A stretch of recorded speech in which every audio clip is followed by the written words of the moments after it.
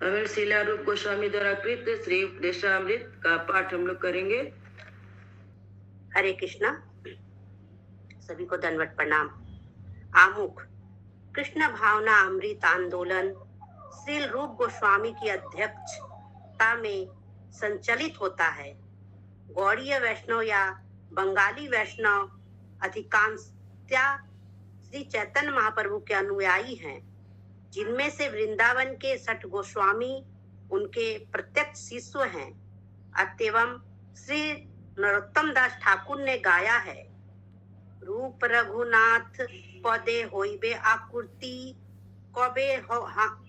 कबे हम बुझिबो से जुगल प्रीति। जब मैं गोस्वामियों द्वारा प्रदत्त साहित्य को समझने के लिए उत्सुक होऊंगा, तभी मैं राधा तथा भगवान श्री कृष्ण के दिव्य प्रेम व्यवहार को समझने में समर्थ हो सकूंगा।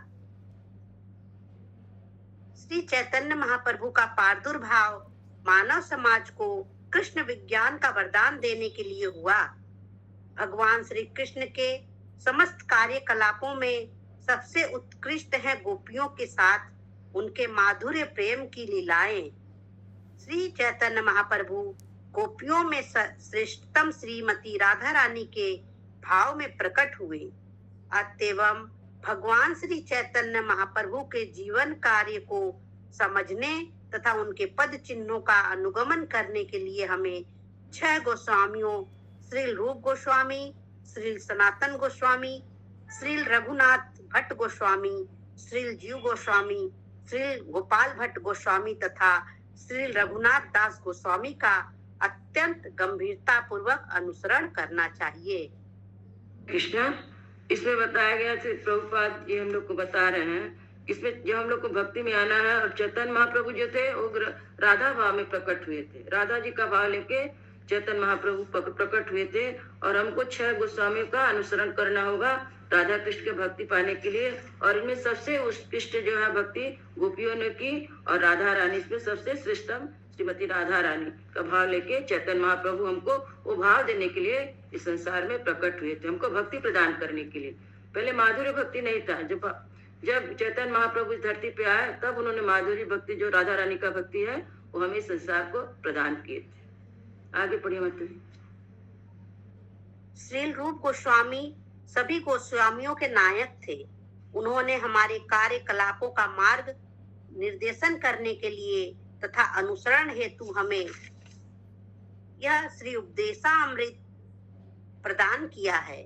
जिस प्रकार श्री चैतन्य महाप्रभु अपने पीछे शिक्षा अष्टकम नाम से 8 श्लोक छोड़ गए थे, उसी तरह श्री रूप गोस्वामी ने हमें श्री उपदेशामृत प्रदान किया है, जिससे हम शुद्ध वैष्णव बन सके।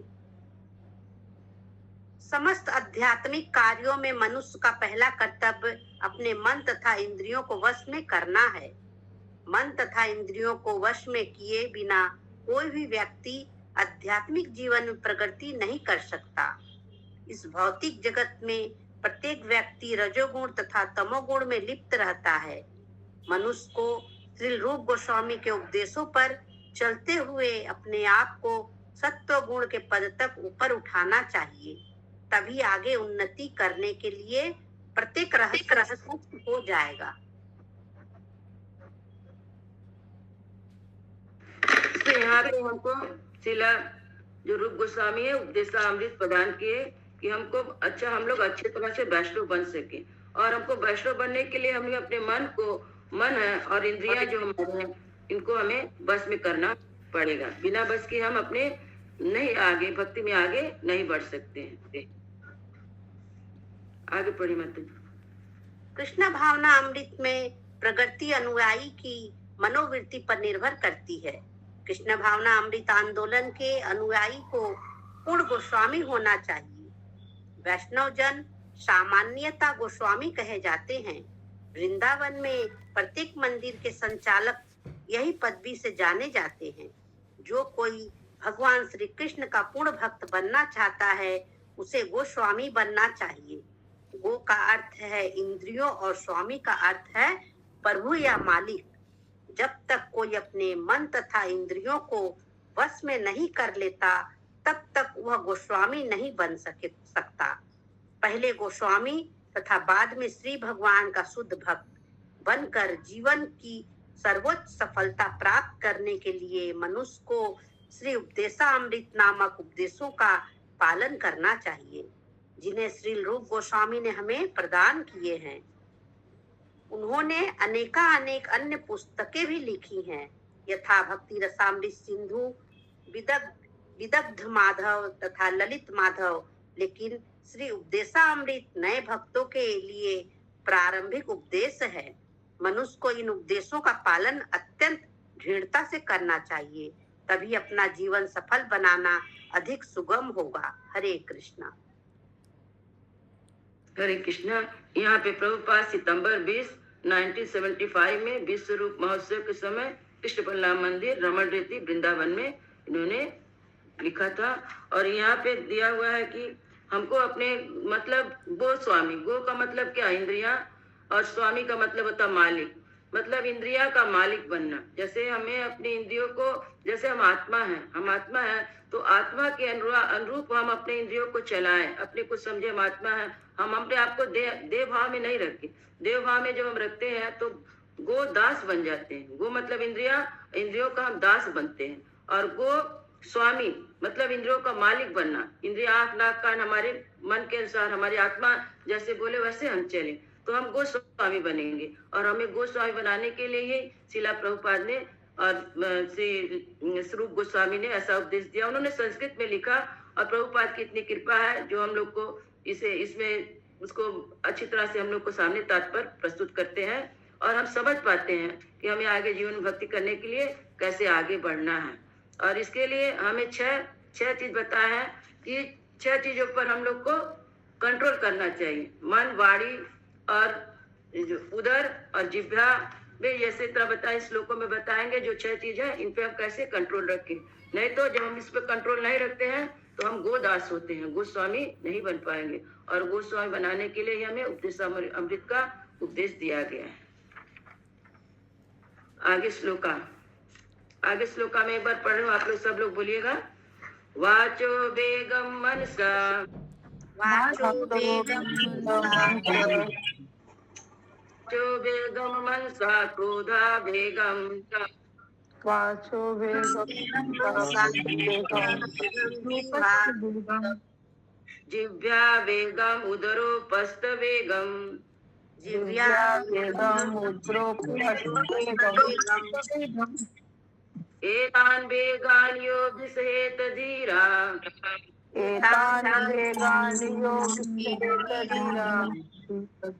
सर्वम अपीयमां पृथ्वीं शासिष्यात्,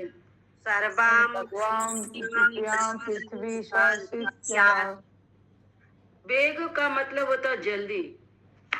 वेगम, वाचो वेगम मतलब जल्दी कोई काम, जैसे बाड़ी बोले बहुत जल्दी बोल रहे हैं, मन से कोई काम करना बहुत जल्दी को वेग बोलते हैं।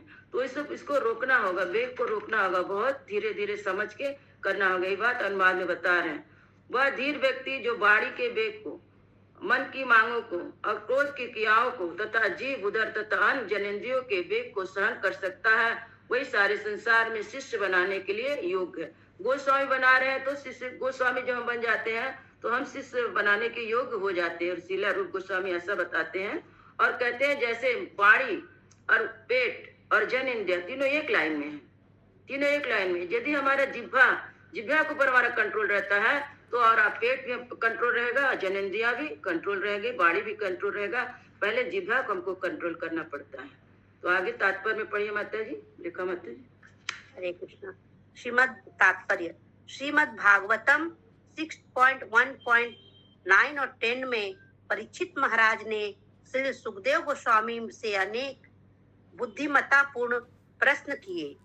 इनमें से एक प्रश्न था, यदि लोग अपनी इंद्रियों को वश में नहीं कर सकते तो वे प्रायश्चित क्यों करते हैं।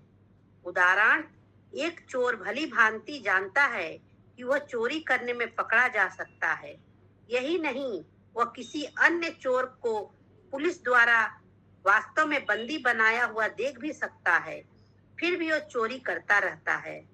सुनकर तथा देखकर अनुभव प्राप्त किया जाता है। जो कम बुद्धिमान होता है वह देखकर अनुभव प्राप्त करता है, और जो अधिक बुद्धिमान है वह सुनकर अनुभव प्राप्त करता है। जब बुद्धिमान व्यक्ति कानून की किताब तथा शास्त्रों से सुनता है कि चोरी करना अच्छा नहीं है और वह चोर पकड़े जाने पर दंडित होता है, तो वह चोरी से दूर रहता है। कम बुद्धिमान व्यक्ति हो सकता है पहले पकड़ा जाए और दंडित हो ले, तब जाकर वह यह सीख पाए कि चोरी नहीं करनी चाहिए। किंतु ध्रुव मूर्ख व्यक्ति सुनकर तथा देखकर अनुभव प्राप्त करने पर भी तथा दंडित होने पर भी चोरी करता रहता है। ऐसा व्यक्ति यदि प्रायश्चित भी करता है और सरकार द्वारा दंडित भी होता है, तो भी वह कारागार से निकलते ही फिर से चोरी करेगा। यही कारागार के दंड को प्रायश्चित माना जाए, तो ऐसे प्रायश्चित से क्या लाभ? अतः परीक्षित महाराज ने पूछा। हरे कृष्णा। इसमें बता रहे हैं परीक्षित महाराज ने सुखदेव गोस्वामी से प्रश्न पूछा कि जो लोग अपने इंद्रियों को बस में नहीं कर सकते हैं, तो फिर वो लोग प्रायश्चित क्यों करते हैं? क्योंकि तो उनका इंद्रिय बस में नहीं है, तो किस चीज का प्रायश्चित करते हैं? तो उन्होंने एक उदाहरण प्रस्तुत किया कि एक जो मनुष्य, जो बुद्धिमान मनुष्य है, वो जो कानून की किताब पढ़ के शास्त्र को सुनकर समझा कि चोरी करना अच्छा नहीं है, चोरी करने पर दंडित होंगे, तो वह चोरी नहीं करेगा क्योंकि शास्त्र बात को मानता है। और दूसरा व्यक्ति है जो कम बुद्धिमान है, वो देख के दूसरों का देखता है कि वो पकड़ा गया, ऐसा पकड़ गया, दंडित हुआ, तो ऐसा करके वो नहीं करेगा। लेकिन जो मूर्ख व्यक्ति है वो देखेगा तो भी बार बार चोरी करेगा और बार बार सजा उसको मिलेगी, फिर वापस वो आएगा, फिर वही काम करेगा। से 3 तरह के व्यक्ति का उदाहरण यहाँ पे दिया गया है। तो फिर महाराज तथा परीक्षित फिर महाराज से, सुखदेव महाराज से पूछते हैं। उन्होंने पूछा था, परीक्षित महाराज ने पूछा।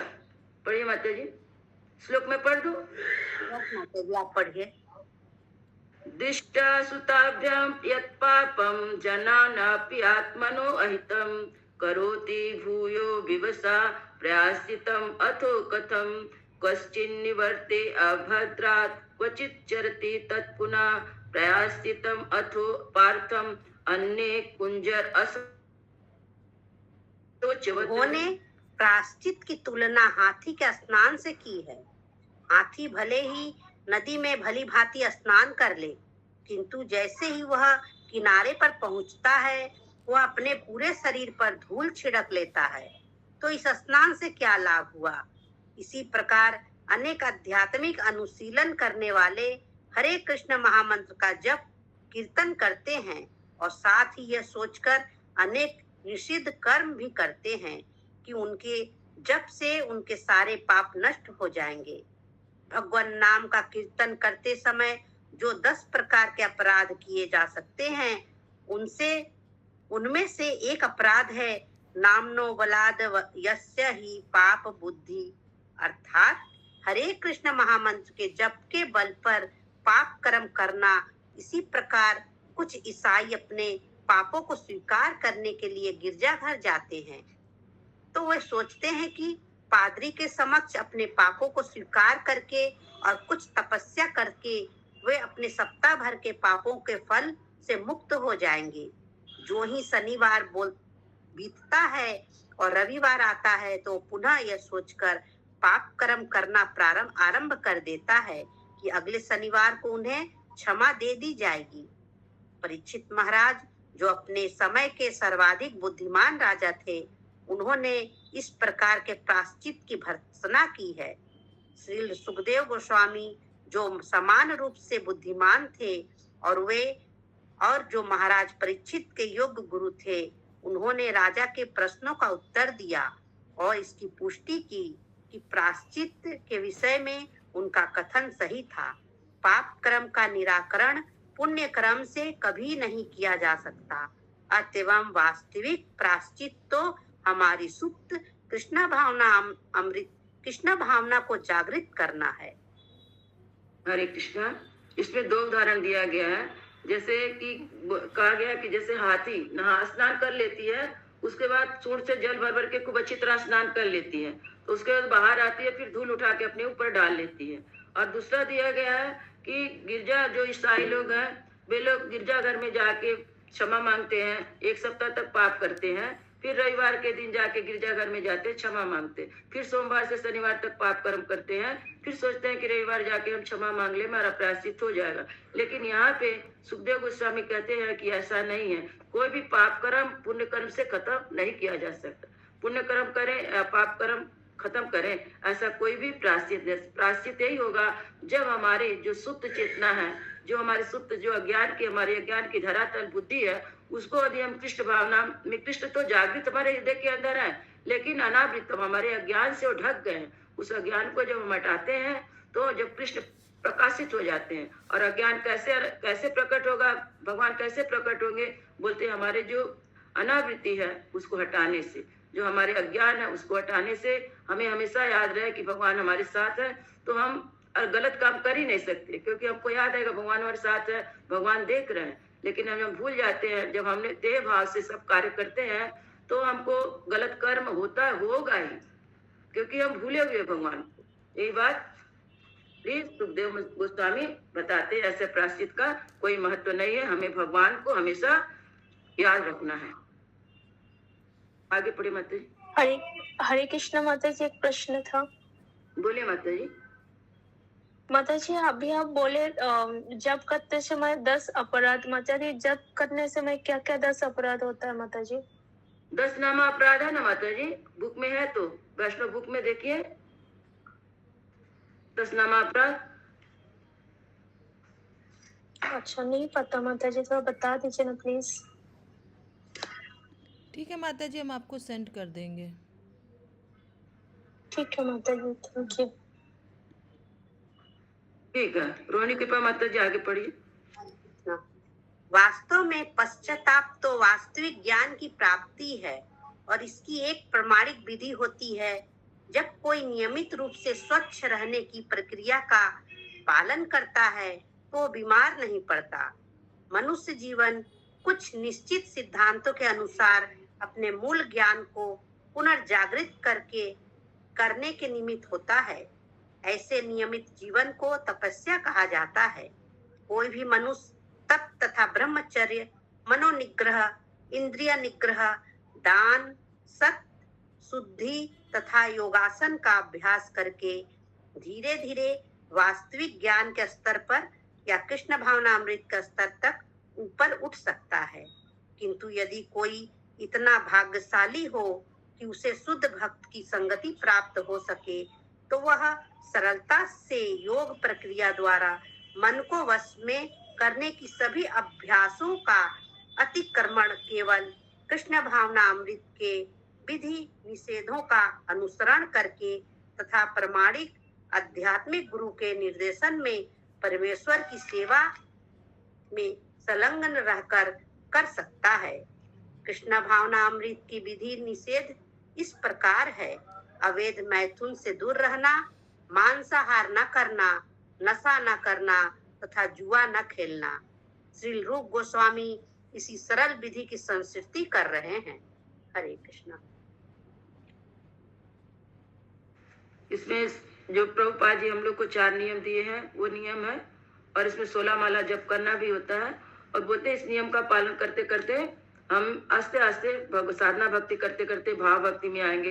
भाव भक्ति करते करते फिर प्रभु और कृष्ण की कृपा होगी तो हम प्रेमा भक्ति में पहुंचेंगे। प्रेमा भक्ति में पहुंचने के लिए हमें कृष्ण कृपा या गुरु कृपा की जरूरत पड़ती है। भाव भक्ति तक तो हम आ सकते हैं, लेकिन प्रेमा भक्ति तक नहीं जा सकते, उसके लिए हमें कृष्ण कृपा चाहिए।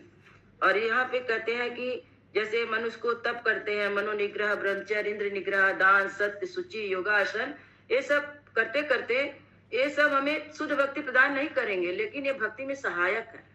और बहुत ज्यादा यदि हम बहुत ज्यादा तपस्या किए तो तभी हम भक्ति में बाधक हो जाए, क्योंकि हमको घमंड हो जाएगा, अहंकार होने से हमारा भक्ति छूट जाएगा।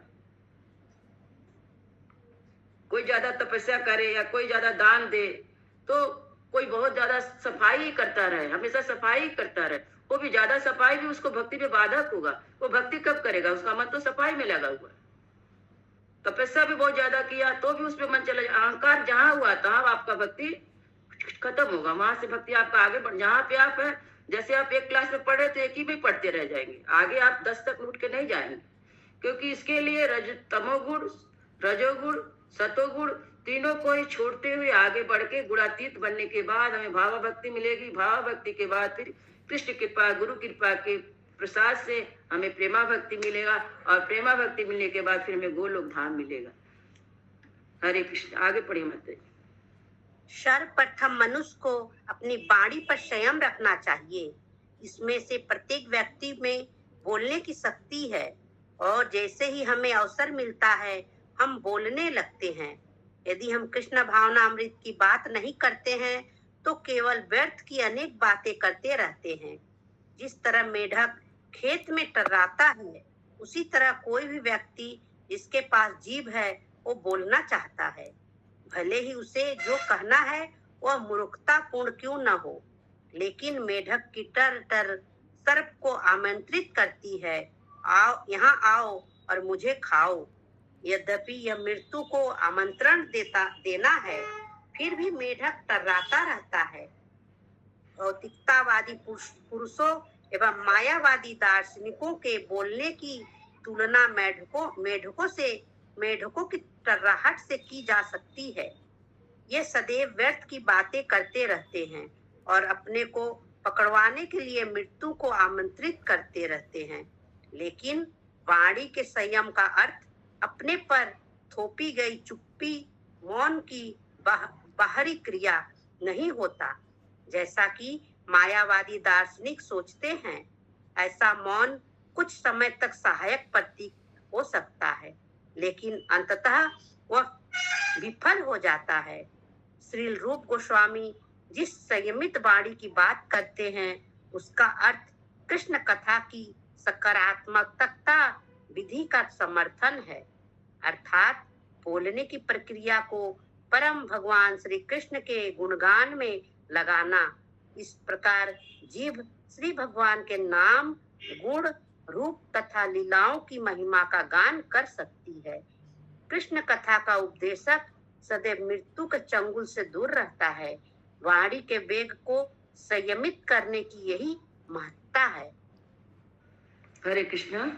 इसमें समझा रहे हैं कि वाणी को संयम कैसे रखा जाए। जैसे कि हमेशा बोलते रहना, कुछ ना कुछ बोलते रहना की उपाधि दी गई मेढक से। जैसे मेढक टर टर टर टर करता है तो सांप को पता चल जाता है वो कहाँ है, आके उसको मार के खा जाता है।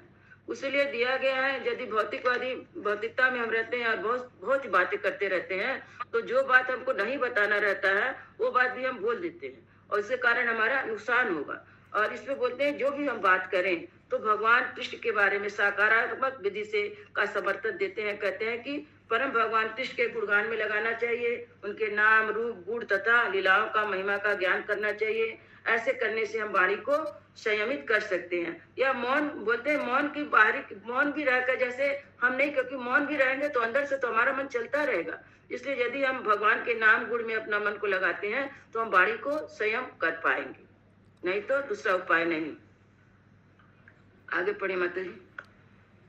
मनोवेग या मन की अधीरता तभी वश में हो जाती है जब कोई अपने मन को भगवान श्री कृष्ण के चरण कमलों में स्थित कर देता है। श्री चैतन्य चरितामृत मध्य 22.31 में कहा गया है, कृष्ण सूर्य सम माया होए अंधकार, जहाँ कृष्ण तहाँ नाही माया रो अधिकार।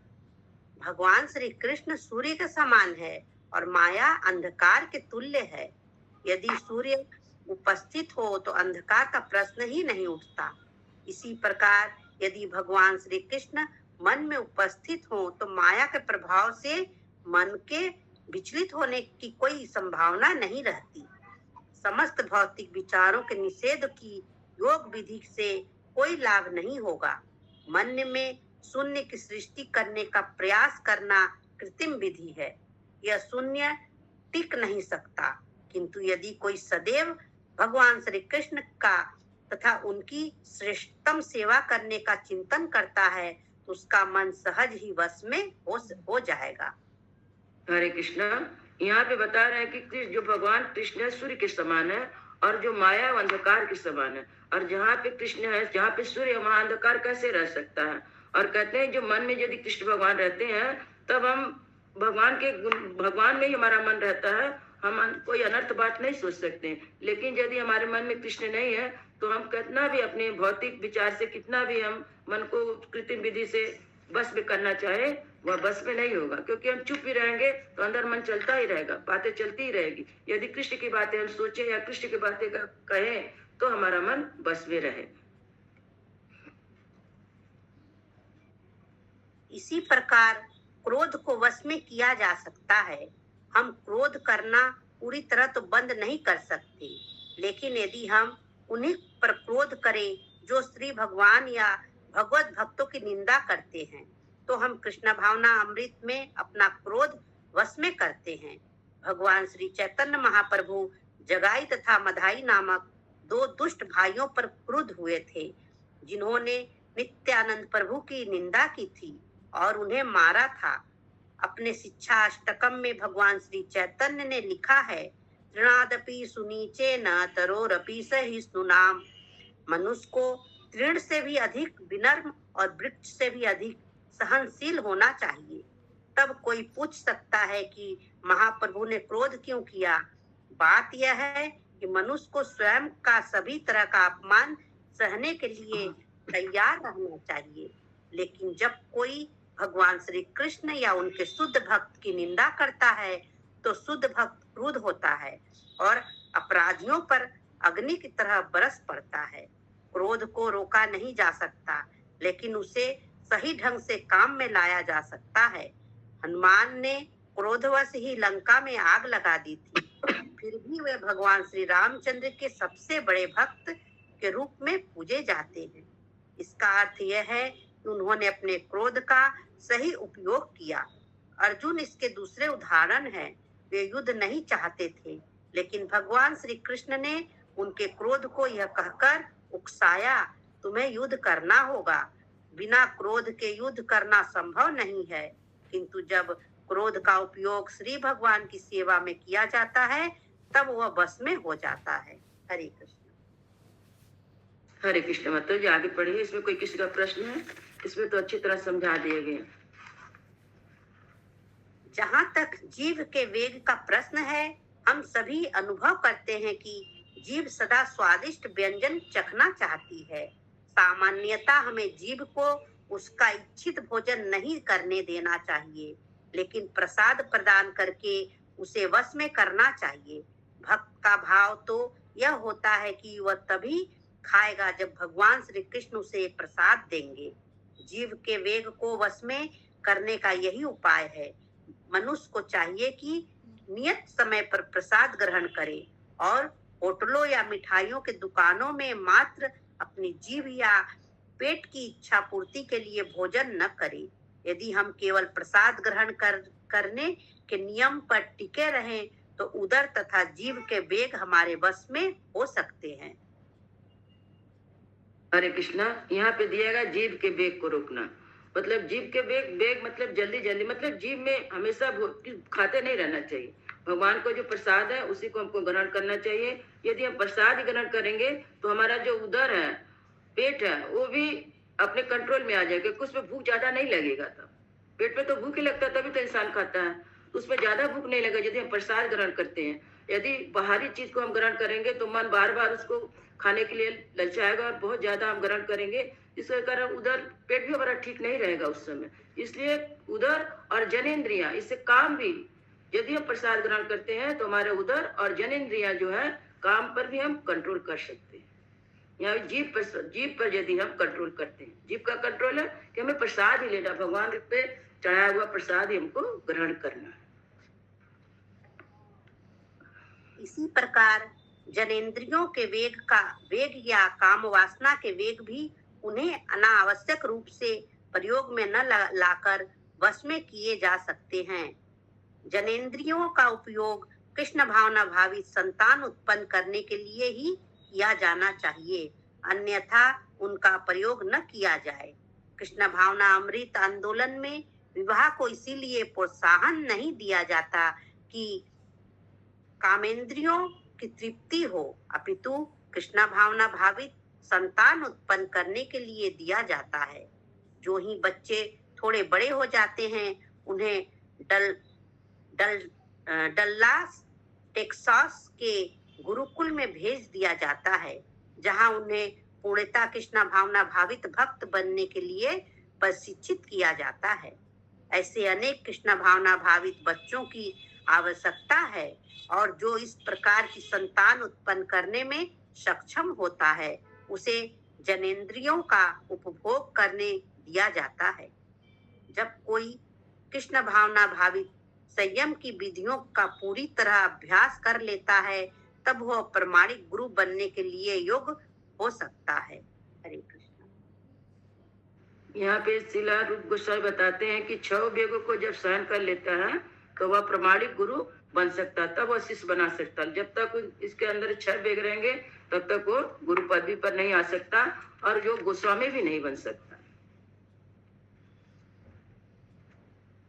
आगे पढ़े माता जी। आगे पढ़ी मत। हाँ, आगे पढ़ी मत। भक्ति सिद्धांत सरस्वती ठाकुर ने उपदेशामृत की अपनी अनुवृत्ति व्याख्या में लिखा है कि हमारी देहात्मा बुद्धि से 3 प्रकार के वेग उत्पन्न होते हैं: बोलने का वेग, मन का वेग तथा शरीर का वेग। जब जीव इन 3 वेगों का शिकार बनता है तो उसका जीवन अशुभ बन जाता है। जो व्यक्ति इन वेगों का दमन करने का अभ्यास करता है वह तपस्वी कहलाता है। ऐसी तपस्या से वह पूर्ण पुरुषोत्तम भगवान की बहिरंगी शक्ति या भौतिक शक्ति से उत्पीड़न को वश में कर सकता है।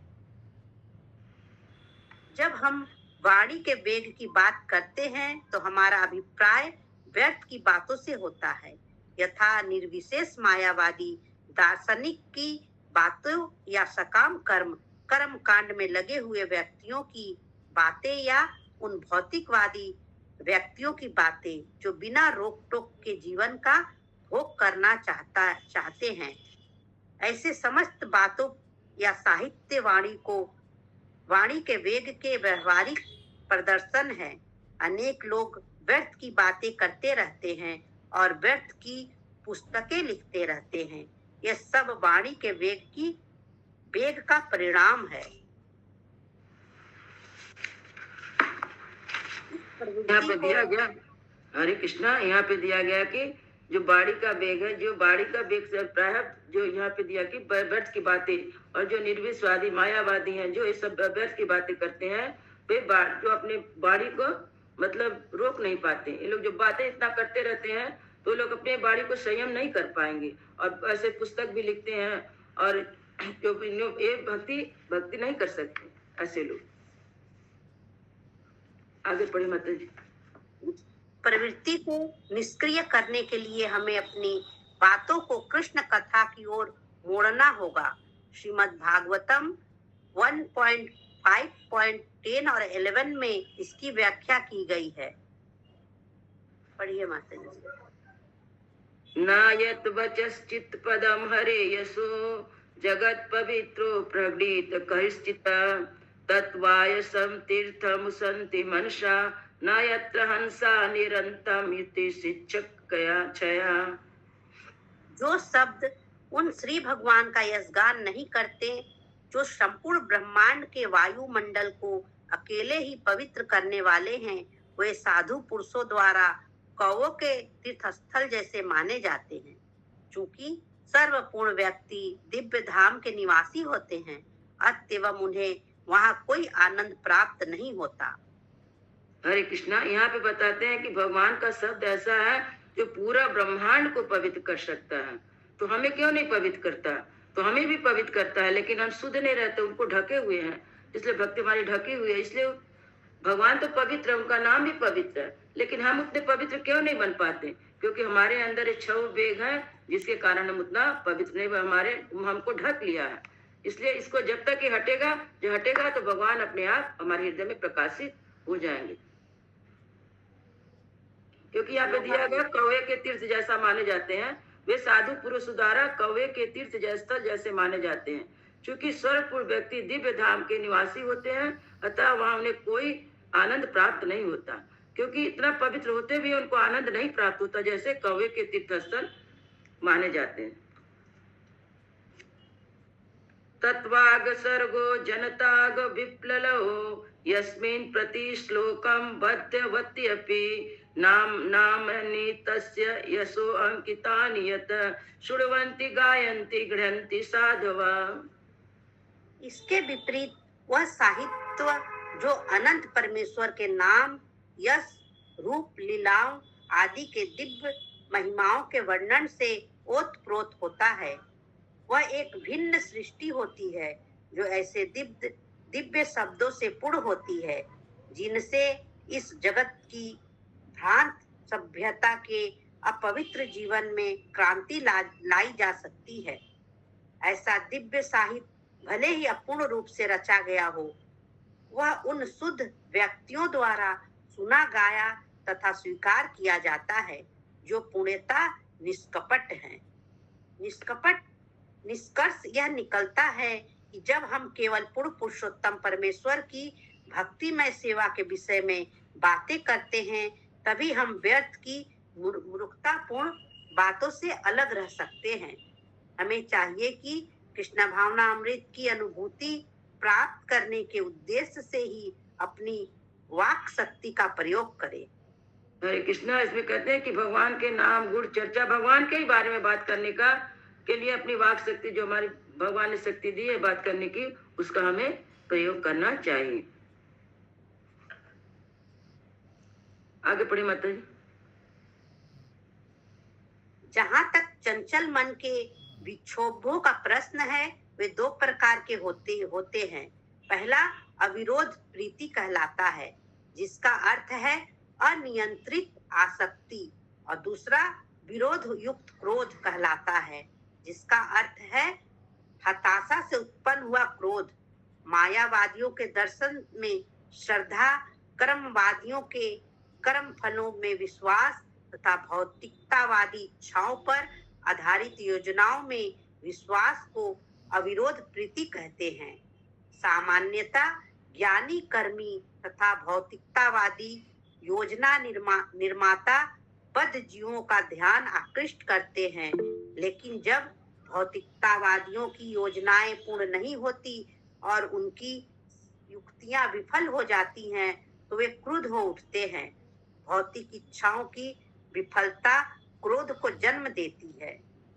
इसी प्रकार हरे कृष्णा, यहाँ पे उन्हें भगवान पर विश्वास नहीं रहता है।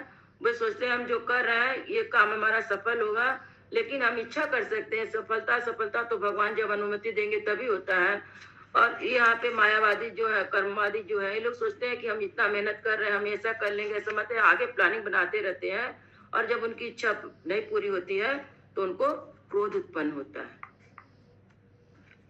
इसी प्रकार शरीर की आवश्यकताएं 3 श्रेणियों में बांटी जा सकती है। जीव, उदर तथा जनेंद्रियों की आवश्यकताएं।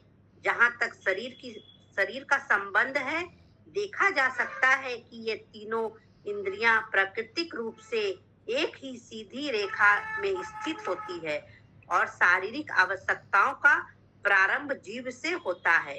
यदि हम जीव की आवश्यकताओं को केवल प्रसाद खाने की क्रिया तक सीमित रख कर दे, तो उदर तथा जनेंद्रियों की आवश्यकताएं वेग स्वतः नियंत्रित हो जाएगी। इसके संबंध में श्रील भक्ति विनोद ठाकुर कहते हैं, शरीरा विद्या जाल जेडेंद्रिया ताहे काल, जीवे फैले विषय सागरे, तार मध्य जीवा अति लोभ में सुदुर्मति, ताके जेता कठिन संसारे, कृष्ण बड़े दयामय कोरी बारे जीवा जय, से प्रसाद अन्न दिलो भाई, से अन्ना अमृत खाओ, राधा कृष्ण गुण गाओ, प्रेमे डाको श्री चैतन्य निताई। हे भगवान, यह भौतिक शरीर अज्ञान का पिंड है और सारी इंद्रियां मृत्यु की ओर ले जाने वाली पगडंडियों के जाल हैं। हम न जाने कैसे भौतिक इंद्रिय भोग के सागर में गिर गए हैं, और समस्त इंद्रियों में से जीव अति भूखड़ तथा दुर्दम है।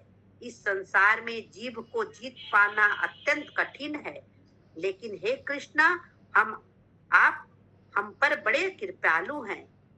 आपने हमें जीव को जीतने में सहायता करने के लिए यह उत्तम प्रसाद भेजा है।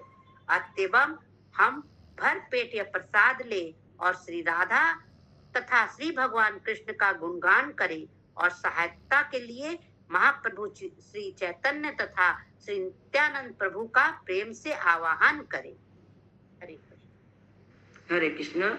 इसमें बता रहे हैं कि प्रभुपाद जी कि जीव को जीतना बहुत कठिन है और इसको जीतने के लिए यदि हम प्रसाद लेते हैं भगवान का, तभी हम इसको जीत पाते हैं। और कृष्ण से प्रार्थना करते हैं कि आपने हमें हमारी बहुत सहायता की, आपने अपना प्रसाद हमें भेजा और ये प्रसाद लेने से हमें सहायता मिलेगी भक्ति में भी आगे बढ़ने के लिए।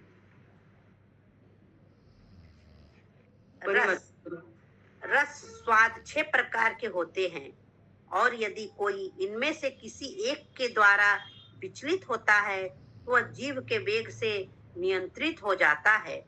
कुछ लोग मांस, मछली, केकड़े, अंडे तथा वीर्य और रक्त से उत्पन्न तथा मृत शरीर के रूप में खाई जाने वाली अन्य वस्तुओं के प्रति आकृष्ट होते हैं।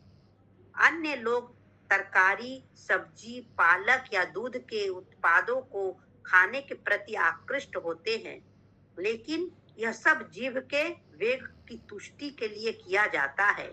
इंद्रियों की तुष्टि के लिए ऐसा भोजन करना जिसमें मिर्च तथा इमली जैसे मसाले, चंदा माता जी, भोजन करना जिसमें मिर्च तथा इमली जैसे मसालों की अत्यधिक मात्रा मिली रहती है, कृष्ण भावना भावित व्यक्तियों के लिए त्याज्य है। पान, हरितलकी, सुपारी तथा पान मसाला, तंबाकू, LSD, गांजा, अफीम, शराब, कॉफी तथा चाय का प्रयोग अवैध वेगों की पूर्ति के लिए किया जाता है। यदि हम भगवान श्री कृष्ण को अर्पित किए गए भोजन के उच्चिष्ट को ही स्वीकार करने का अभ्यास करें तो माया के उत्पीड़न से बच सकते हैं। तरकारियां, अन्न, फल, दुग्ध उत्पादन तथा जल श्री भगवान को अर्पित किए जाने के लिए समुचित भोज्य पदार्थ है, जैसा कि श्री भगवान ने स्वयं संस्तुति की है। किंतु यदि कोई स्वादिष्ट होने के कारण ही प्रसाद ग्रहण करता है और इसकी अधिक मात्रा खाता है तो वह भी जीव के वेग को तुष्ट करने का शिकार बनता है। श्री चैतन्य महाप्रभु ने हमें शिक्षा दी है कि प्रसाद खाते समय भी अत्यंत स्वादिष्ट व्यंजनों से बचना चाहिए। यदि हम ऐसा उत्तम भोजन खाने के मनोभाव से अर्चा विग्रह को स्वादिष्ट व्यंजन अर्पित करते हैं तो हम जीव की आवश्यकताओं को पूरा करने के प्रयास में फंस जाते हैं। यदि हम किसी धनी व्यक्ति का आमंत्रण इस विचार से स्वीकार करते हैं कि हमें वहां स्वादिष्ट भोजन करने को मिलेगा, तो भी हम जीव के आवश्यकताओं को पूरा करने का प्रयास करते हैं। श्री चैतन्य चरितामृत अंतः 6.227 में कहा गया है, जीवार लाल से यही इति उति धाय सीसनो देर परायण कृष्ण नाही पाए। जो व्यक्ति अपने स्वाद की तृप्ति के लिए इधर उधर दौड़ता रहता है और जो अपने उदर तथा जनेंद्रियों की इच्छाओं में सदैव आसक्त रहता है, वो भगवान श्री कृष्ण को पाने में अक्षम रहता है। हरे कृष्णा। यहाँ पे बताया जा रहा है कि जो जिह्वा को कंट्रोल नहीं कर पाएगा तो वो अपने उदर और जनेंद्रियों के मन में उसी में ही लगा रहे, काम में लगा रहेगा और अपने पेट को मतलब तरह तरह का भोजन देने के लिए इच्छा होता रहेगा मन में और वो करता। यहाँ पे दिया भगवान, यहाँ तक ये भी दिया गया है कि भगवान को बहुत अच्छी तरह भोजन, यहाँ पे देखिए अर्चा विग्रह में स्वादिष्ट व्यंजन अर्पित करते हैं, मतलब तरह तरह के स्वादिष्ट व्यंजन अर्पित करते हैं। ये तो पता नहीं था, इसी पढ़ने से पता चल रहा है कि अच्छा व्यंजन अर्पित करते वह भी जीव की आवश्यकताओं को पूरा करने के प्रयास में फंस जाते हैं। मतलब अच्छा व्यंजन चढ़ाते हैं, उसी में अपने को स्वाद लेते हैं, तो उसमें भी हम फंस जाते हैं, स्वाद में फंस जाते हैं भोजन के। और यदि हम किसी धनी व्यक्ति के आमंत्रण स्वीकार करते हैं जाने का, तो वहां भी इसलिए जाते हैं कि हमें अच्छा व्यंजन मिलेगा, तो भी हमारी भक्ति भी हमारी बाधा पहुंचेगी। यहाँ पे बताया जा रहा है। और यहाँ पे चैतन्य महाप्रभु चैतन्य चरितामृत में कहते हैं, जिह्वर लाल से जे इति उति धार, मतलब जिह्वा के लालच से यहाँ जाने से अच्छा मिलेगा, वहां जाने से अच्छा मिलेगा, अच्छा अच्छा भोजन बना के भगवान को भी अर्पित करके अच्छा अच्छा प्रसाद पा रहा है। शिष्णोदर प्राण कृष्ण नाही पार, वो अपना इसी में तृप्ति में लगा रह जाएगा, उधर पोषण और इंद्रिय की तृप्ति में, काम में, अपने पेट के पूजन में ही लगा रह जाएगा और कृष्ण भक्ति को पाने में अक्षम होगा। क्योंकि कृष्ण भक्ति पाना तो भगवान की कृपा से ही हमको मिलेगी। जब हम साधना में लगे रहेंगे तो भगवान की कृपा से हमें कृष्ण भक्ति मिलेगी, और जब कृष्ण भक्ति मिल जाएगी तो कृष्ण ही कृष्ण, मतलब हमारे जबान में कृष्ण तो रहेंगे, हमारे दिमाग में भी कृष्ण रहेंगे। और जो शुद्ध भक्त हो जाता है फिर उसको कुछ ख्याल नहीं रहता, उसकी सेवा उसके शिष्य करते हैं। जैसे शिला प्रभुपाद तो अपने ही काम इतना भगवान में रहते थे, उनके शिष्य उनकी सेवा करते थे। गोस्वामी के पद पर स्थित हो जाता है और उनकी सेवा उनके शिष्य लोग करते हैं, उनको वो भगवान में ही मगन रहते हैं। बहुत ऊंचे पद पे जाना, सिर्फ भगवान ही भगवान में रहना, और सबके अंदर भगवान को उनको दिखाई देते हैं। जैसे हम मनुष्य देखते हैं, हम सबको मनुष्य देखते हैं, सबको दोष दृष्टि करते हैं, वो लोग किसी का भी दोष दृष्टि नहीं करते हैं, वो लोग सबके अंदर भगवान को ही देखते हैं। इसलिए बोलते हैं कि यदि हम ज्यादा खाएंगे या ज्यादा बहुत अच्छा अच्छा व्यंजन भी अर्पित करेंगे तो भी उसमें हम फंस जाते हैं। यहाँ पे ऐसा लिखा हुआ। आगे पढ़ी माता जी। अंगिनी माता जी का क्वेश्चन है माता जी। बोलिए माता जी। हाँ माता जी, हरे कृष्णा। माता जी, ये एक जो चीज मना है उसमें एक हरितकी बोल के है, वो क्या होता है माता जी? माता जी अवधूत चरण प्रभु आप बताएंगे या प्रभु ये अच्छा, प्रभु बताएंगे, क्योंकि उतना मुझे, मैं पहली बार पढ़ रही माता जी उपदेशामृत, इसमें जो समझ में आ रहा है बता रही हूँ, गलती हो तो क्षमा करिएगा, मैं पहली बार ही पढ़ रही हूँ। अरे नहीं, खाने का मना में जो अपनी ताजा होता है ना, इसमें हरितकी बोल के है, तो ये मतलब क्या चीज है हरितकी? भांग भांग भांग जी माता जी, भांग को हरितकी बोला जाता है। हाँ, बस वही वो भी माता का चीज है। हाँ, हरे कृष्णा। ठीक। हरे कृष्णा प्रभु जी। हरे कृष्ण। सादर प्रणाम सभी को। यहाँ पे प्रभुपाद महाराज ने तात्पर्य में LSD, उस समय की जो स्थिति थी वहां पे विदेशों में, लोग LSD, मैरिजुआना, फिर भारत में भांग इत्यादि, ये सारे व्यसन करते हैं। तो इन व्यसनों के विषय में चर्चा किया है। और इंद्रियों के लिए, जैसा कि माता जी ने बताया, जिह्वा से शुरू होता है, जिह्वा, उदर और जनेंद्रिय। हरे कृष्ण।